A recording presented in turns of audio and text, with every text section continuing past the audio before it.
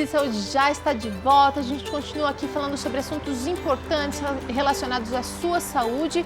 E o tema de agora é sinais físicos do bullying. Para falar sobre esse assunto, está aqui a psicóloga Kátia Oliveira, já esteve no Vida e Saúde. Obrigada novamente por aceitar o nosso convite, viu, Kátia? Eu que agradeço pelo convite.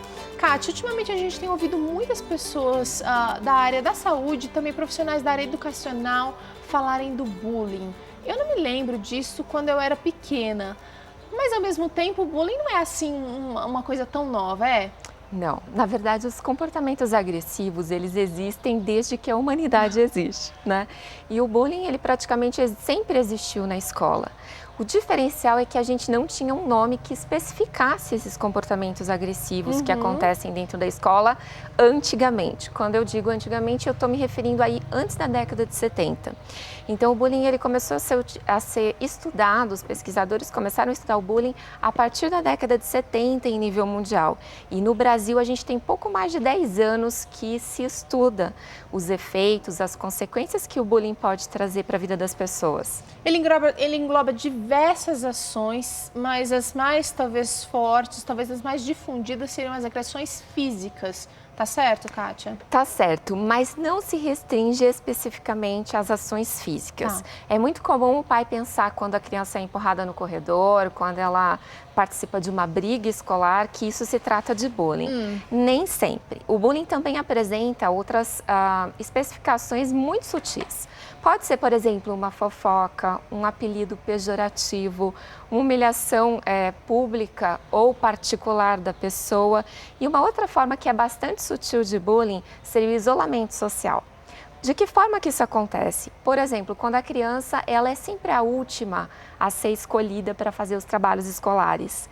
Quando essa criança, por exemplo, ou esse adolescente, é sempre o último a ser chamado ou ele não é escolhido para participar dos times de futebol, de basquete e assim por diante, pelo fato de talvez não ter uma boa coordenação motora, enfim. Então, essas crianças, elas também são vítimas de bullying. Elas acabam sofrendo tanto quanto a criança que participa de uma briga, por exemplo. Tá. Kátia, a criança esse comportamento acaba sendo restrito somente no ambiente escolar, onde a criança passa a maior parte do seu dia? Sim. Praticamente sim. A gente ouve muitas pessoas utilizando o conceito e o termo de bullying, extrapolando, na verdade, para outras relações. E não é correto. Então, por exemplo, você não pode falar em bullying no ambiente de trabalho, você não pode falar de bullying no ambiente de casa, por exemplo, quando os irmãos estão brigando. Você não pode falar de bullying quando você está falando na relação professor-aluno ou aluno-professor. Então, a palavra que a gente vai se utilizar para se referir a essas outras relações seria assédio e não bullying. O bullying, na verdade, a gente só vai se referir a ele quando ele acontece dentro do ambiente escolar e entre pares. Então, são alunos que têm ali mais ou menos a mesma idade, não precisa ser necessariamente da mesma turma. Tá, então a gente percebe, pelo menos eu tenho percebido, que exatamente nesses outros ambientes o termo bullying tem sido utilizado sem critério algum. Será que está acontecendo uma banalização do termo e aí ele acaba perdendo até uma característica, sua força? Acaba, porque às vezes a pessoa que está utilizando o termo, ela não é especialista do assunto. E aí, como é um termo que está em voga, enfim, as pessoas acabam utilizando. E acaba banalizando também, porque de uns 5 anos para cá, a gente percebe que os pais, se a criança for empurrada no corredor, eles já classificam como bullying, vão para a escola, fazem às vezes um escândalo na escola. Meu filho está sendo vítima de bullying, né? E a gente acaba percebendo que a gente precisa observar algumas características para se referir a esse comportamento como sendo bullying, né? Então, por exemplo, uma das características precisa ter um desequilíbrio de poder entre a vítima e o agressor. É importante ressaltar que nem sempre esse desequilíbrio de poder, ele se refere a características físicas. Ótimo. Muitas vezes eu posso ter um aluno pequenininho agredindo um aluno alto, forte, enfim, isso não é muito importante. Usando, na verdade, não usando a força nesse caso, mas aí o poder das palavras, usando a força, eu diria, psicológica mesmo, né? Então, existe esse desequilíbrio de poder. Existe também a intencionalidade. Tá. Então, a criança, ou o adolescente, ela agride a outra com o objetivo de fazer sofrer.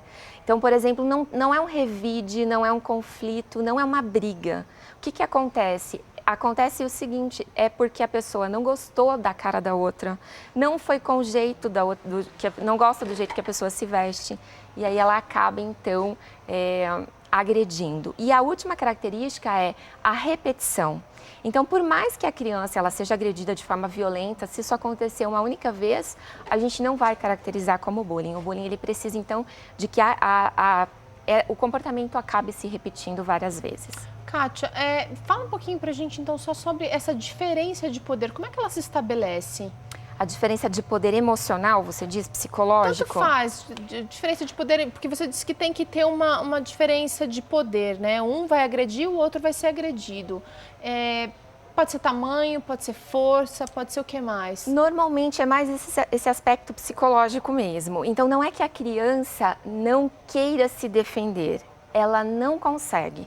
Porque normalmente ela é uma criança mais tímida, mais retraída. Porque normalmente se ela conseguisse, se a vítima conseguisse olhar para o agressor de maneira altiva e falar assim, olha, eu não estou gostando do jeito que você está falando comigo. E se impor. E se impor como pessoa, mas isso tem que ter toda uma composição também corporal, enfim. Ambiental, enfim. Tem que ter uma coerência da forma que você vai falar, porque senão pode ocasionar uma agressão ainda maior.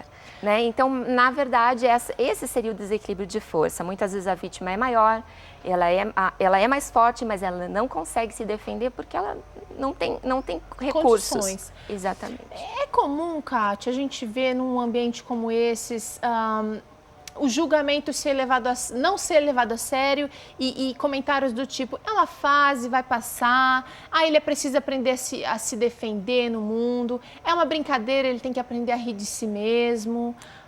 Eu queria saber se isso é comum e que prejuízos isso pode trazer. É muito comum. Os pais, de maneira muito específica, eles acabam se utilizando dessas falas, o que acaba muitas vezes agravando o próprio quadro da criança, porque ela não tem condições de se defender, mas muitas vezes os pais olham para ela e dizem, você é um fraco, na minha época eu passei por isso e para mim foi indolor, não aconteceu nada. Exatamente, manda a criança para a escola ensinando ela a revidar, né? E isso às vezes acaba trazendo trazendo comportamentos e consequências muito inadequadas, tanto da parte da criança que é vítima, quanto desses pais que às vezes chegam aí para a escola para tirar satisfação com a criança agressora, para tirar satisfação com os pais da criança, né? Não deixando ali, impedindo que a escola tenha um manejo correto da situação. De que forma essa agressão começa a aparecer, então, no cotidiano da criança, Kátia? Olha, às vezes a gente pensa que as crianças são quase seres angelicais, mas a gente acaba se assustando, Teru, quando a gente vê dentro da escola e quando a gente vai para a literatura e acompanha que tipo de ações essas crianças podem ter contra as outras. São ações muito perversas. Então a gente tem, por exemplo, casos de crianças que são colocadas de ponta cabeça ou adolescentes no vaso sanitário. A gente tem situações de crianças que são colocadas de ponta cabeça no lixo, no latão de lixo, aquele grande da escola. Crianças que são amarradas, por exemplo, a um poste, a uma árvore. E aí você acaba vendo que são ações muito perversas, né? Imagina uma criança que está amarrada, os colegas passando, vendo e tirando sarro, filmando e depois colocando na rede, disponibilizando isso para os outros verem. Agora a coisa está pior ainda, então. Exatamente. Então a gente acaba vendo que essas ações, elas são muito graves, ela tem sim o intuito de fazer com que essa criança ou que esse adolescente sofra. Kátia, que sequelas e que consequências emocionais esse tipo de atitude vai trazer fatalmente para a criança que está sendo agredida? Então, para a vítima, a gente tem várias ações, né? Então, no caso, essa criança, ela passa por um período escolar muito traumático e nesse período escolar ela pode desenvolver quadros de fobia. Aí a gente tem fobia escolar, que seria o medo, inclusive, de ir para a escola. Fobia social, que impediria que ela passasse a se comunicar com as outras pessoas. A gente tem os transtornos ansiosos, alguns são bastante comuns, como, por exemplo, o transtorno obsessivo-compulsivo. Em função desse medo, dessa ansiedade que a criança tem ao ir para a escola. Existem também relatos, claro, são menores, são em menos quantidade, mas a gente também tem relatos de crianças que se suicidam em função, que acabam cometendo suicídio e deixam carta especificando que a razão do suicídio é em decorrência desses quadros de agressão. Uau. E homicídio também. Então, a criança começa, por exemplo, a transportar faca, transportar... Começa a planejar, então, dar um fim naquele agressor, naquilo que tem perturbado tão pontualmente a sua vida. Exatamente. No caso da criança vítima, então ela aguenta, até que chega um momento que ela fala, não dá mais. Basta. E ela planeja, então, esse tipo de ação que às vezes coincide com... que seja feito com os próprios agressores e às vezes acontece muitos anos depois. É claro que nesses casos a gente não exclui aí que tem algum tipo de predisposição genética para que essas doenças aconteçam ou essas situações limites. Mas a gente sabe que pode contribuir essa situação de estresse escolar de maneira periódica, todos os dias, sistemática, para agravar ou para servir mesmo como gatilho desses quadros. Gente, olha só, a Kátia acabou de mencionar aqui que normalmente as vítimas, elas são crianças mais retraídas, mais tímidas. Então, cabe a gente, os cuidadores, os pais, ficarem atentos aos sinais que mostram que o seu filho está sendo agredido de alguma forma. E a gente também precisa ter cautela na hora de intervir. Vamos falar um pouquinho sobre esses sinais. Como é que eu sei que meu filho está sofrendo? Então, não é um único sinal, primeira coisa, né? Então, não é porque a criança ficou triste um dia, ela começou a ter uma queda, por exemplo, do desempenho escolar. Então, a gente vai começar a compor um quadro e observar que essa criança, de fato, o que é mais importante? Não são sinais únicos e pontuais. O mais importante seria o seguinte, você vai perceber que a criança, ela vai ter uma mudança de comportamento. Então, coisas que ela não fazia, ela vai começar a fazer. Ou coisas que ela gostava muito, ela vai deixar de fazer. Então, por exemplo, você começa a estranhar se o seu filho nunca é convidado para ir a nenhuma festa dos amiguinhos da escola. Você começa a estranhar que o seu filho não solicita para que nenhum amiguinho vá à sua casa. Você começa a estranhar, então, que a criança, ela começa a ficar, de repente, agressiva. Começa a bater no irmão, começa a responder. Então, cada criança vai agir de uma maneira muito diferente a essa agressão. Existem sintomas físicos também? Desmaio, vômito, sudorese? Tem vários. Inclusive, é muito frequente que as crianças apresentem esses sintomas ao irem para a escola. Então, ela pode ter vômito, pode ter náusea, pode ter diarreia, pode ter dor de cabeça, pode ter crise asmática, pode viver resfriada, né? Que são os sintomas emocionais, né? A criança não consegue se expressar e o corpo começa a apresentar alguns sinais. Existem indicações de que essa criança, de quem pratica o bullying, de quem sofre o bullying, acho que vamos focar nele, de que ela tenha predisposições para ser uma vítima? Ou no caso do agressor também? Tem. No caso da criança agressora, a gente percebe que desde pequena ela é uma criança mais manipulativa, ela é uma criança ela tem facilidade de mentir. Ela cria confusão na escola e normalmente os pais são chamados com frequência para intervir nessas confusões na escola. Ela é uma criança que geralmente é líder de classe, ela consegue arrebanhar todo o grupo para se mobilizar. Formadora de opinião. Exatamente, ela mobiliza a turma contra uma única vítima, exclusivamente como a gente mencionou, porque ela não foi com a cara da criança, porque a criança não se veste da mesma forma que o restante do grupo, porque a criança, por exemplo, ela tem um penteado de cabelo diferente. Existe alguma coisa aí de diferente que faz, então, com que essa criança queira agredir a outra, né? Por outro lado, os pais também precisam começar a se preocupar se seu filho não é um agressor, um possível agressor, né, Kátia? Porque a intervenção dos pais também é importante nesse caso. Exatamente. Pelo seguinte, a gente não tem um bom prognóstico para essa criança a longo prazo. Tá. Então, normalmente os pais, quando a gente chama os pais para uma reunião e fala para esse pai, olha, o seu filho está envolvido em comportamento de bullying. Se a gente fala para esse pai que a primeira coisa que ele quer saber, mas o meu filho é quem bate ou é quem apanha? Se eu falar para esse pai que a criança dele é a criança que bate, ele dá uma sensação de alívio para a maioria dos pais, como se fosse menos nocivo. Não é. As pesquisas indicam que os comportamentos agressivos, após os 8 anos de idade, sem nenhum tipo de intervenção, eles tendem a se perpetuar. Fora isso, essa criança que já é mais manipulativa, mais agressiva, ela tende a, por exemplo, se envolver com roubo, com pequenos delitos. Futuramente tem uma probabilidade maiores. Ela tem uma probabilidade maior de se envolver com álcool, com drogas. E pior de tudo, Teru, uma pesquisa que foi feita, um mapeamento a longo prazo Eles identificaram crianças que haviam sido agressoras no período escolar e acompanharam essas crianças depois, que já na fase adulta. Aos 24 anos, as crianças que eram identificadas como agressoras no período escolar, 60% delas tinha pelo menos uma condenação criminal. Um alto índice. E isso não para por aí, de 30 a 35% tinha 3 ou mais condenações. Achei que já ia parar por ali, então quer dizer... Não para.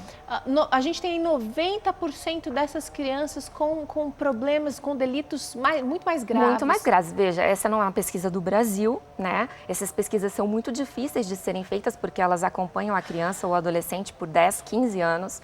Né? Mas assim, a gente percebe que na melhor das hipóteses, essa criança agressora, esse adolescente agressor, ele na melhor das hipóteses vai continuar sendo aquela pessoa que faz intriga no trabalho, que agride o funcionário, que abusa verbalmente da esposa, que abusa verbalmente do filho, que agride... Quer dizer, ele vai continuar, a gente não vai mais chamar de bullying, mas daí vai ser o que mesmo? Assédio? Ele vai ser o agressor que vai continuar cometendo assédio para o resto da vida. No trânsito, aquele cara que agride todo mundo. Então, isso não tem fim. Gente, já dizia o ditado, né? De pequeno que a gente torce o pepino. A hora de corrigir é agora. Se você conhece alguém, se você precisa de ajuda, eu queria pedir para você, Kátia, agora que desse um start, porque a ajuda ela precisa ir muito além do que a gente está fazendo aqui. Mas como que a gente pode ajudar tanto o agressor quanto a vítima? O que os pais devem fazer? Então, o agressor, a gente sempre fala assim, quando seu filho é pequeno, você não tem como saber, se bem que a partir dos 4 ou 5 anos já dá para ter uma noção se essa criança vai ser mais passiva ou se ela tende a ser mais agressiva. Mas a gente tem que sempre trabalhar com prevenção. O que seria a prevenção? A gente vê que os pais hoje, muitos pais não ensinam, por exemplo, aquilo que a gente chama de regra de ouro, que é o quê? Não faça para os outros aquilo que você não quer que as pessoas façam para você. Né? Então, quando a gente fala, às vezes os pais ficam olhando, nossa, mas o que é a regra de ouro? E eu acho que quando a gente começa a ensinar isso desde pequeno, ensinar a questão do respeito ao outro. Quando eu falo para adolescentes, eu falo assim, vocês não precisam gostar de todo mundo, ninguém é obrigado a gostar de todo mundo, mas você não precisa sair por aí agredindo essa pessoa. Com certeza. Né? E os pais, então, eles podem manifestar isso de que forma? Através especificamente de comportamentos. Você não ensina a criança só com palavras. Então, esse pai, essa mãe, ele precisa, por exemplo, não colocar apelido nas pessoas, porque se a criança vê o pai colocando apelido em todo mundo, o pai agredindo as pessoas no trânsito, o pai, por exemplo... Desrespeitando a autoridade. Desrespeitando a autoridade, um garçom, não importa a pessoa, furando uma fila no supermercado, estacionando o seu carro numa vaga reservada para cadeirante. Isso demonstra o quê? O não respeito ao outro. E isso é ensinado tanto por palavras quanto por ações. Kátia, quando a gente sabe que precisa da ajuda, então, profissional? Quando você já tentou várias coisas e essas coisas não estão surtindo efeito. Você tentou intervir, modificar, você tentou ir para a escola e solicitar o auxílio escolar e nenhuma dessas ações foi efetiva. Quando você percebe, especificamente a grande preocupação dos profissionais de saúde quando você percebe indícios de depressão, de ansiedade em qualquer uma das suas nuances, qualquer indício quando a criança começa a falar, olha, eu não tenho valor, eu gostaria de sumir, eu não quero mais ir para a escola, a minha vida não tem valor, de maneira repetitiva, eu gostaria de sumir.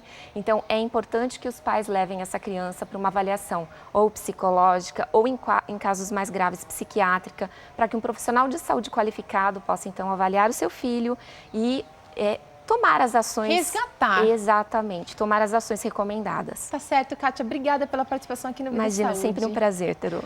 Nós vamos para um rápido intervalo. Na volta vai ter culinária por aqui. Você aprende um pãozinho integral delicioso, pãozinho de frutas secas. Não sai daí, a gente já volta.